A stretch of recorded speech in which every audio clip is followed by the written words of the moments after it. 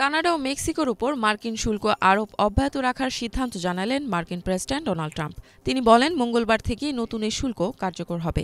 বিবিসির এক প্রতিবেদনের তথ্য অনুযায়ী ট্রাম্পের দাবি, অবৈধ মাদকদ্রব্য অভিবাসীদের প্রবাহ কমাতে এই আমদানি শুল্ক দুই দেশকে আরও কঠোর পদক্ষেপ নিতে বাধ্য করবে।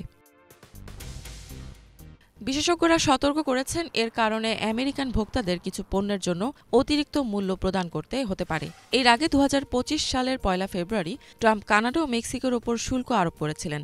তবে এই ঘোষণা দেওয়ার পরপরই ট্রাম্প কানাডা ও মেক্সিকোর ওপর ২৫% শুল্ক আরোপের প্রস্তাবটি ১ মাসের জন্য স্থগিত করেছিলেন। এদিকে আমেরিকার দুই প্রধান ব্যবসায়িক অংশীদারের ওপর ট্রাম্পের শুল্ক আরোপের পর বাজারে অস্থিরতা দেখা দিয়েছে। অন্যদিকে যুক্তরাষ্ট্রে ফেন্টানিলের প্রবাহ বন্ধ করার জন্য বেইজিং যথাযথ কাজ করছে না এমন অভিযোগের প্রতিক্রিয়ায় চীনা পণ্য আমদানির ওপরও 10% শুল্ক আরোপ করা হবে বলে ধারণা করা হচ্ছে।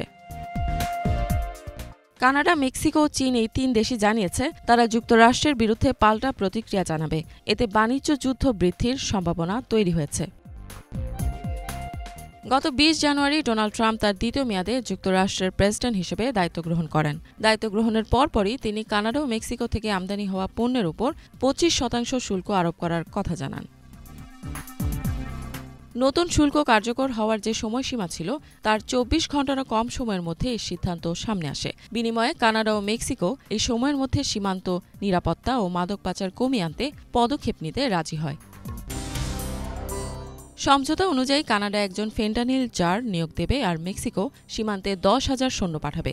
ডোনাল্ড ট্রাম্পের সাথে কানাডার প্রধানমন্ত্রী জাস্টিন ট্রুডো ও মেক্সিকোর প্রেসিডেন্ট ক্লডিয়া শেন বাউমের কয়েক দফা ফোন আলাপের পর সেই সমঝোতা হয়েছিল।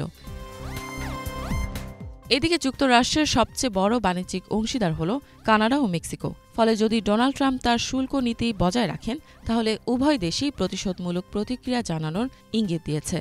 এখন শুল্ক কার্যকরের ঘোষণা দেওয়ার পর এই দুই প্রতিবেশী দেশ কী পদক্ষেপ নেবে সেটি এখন দেখার অপেক্ষা। ইফাত জাহান, বাংলাভিশন।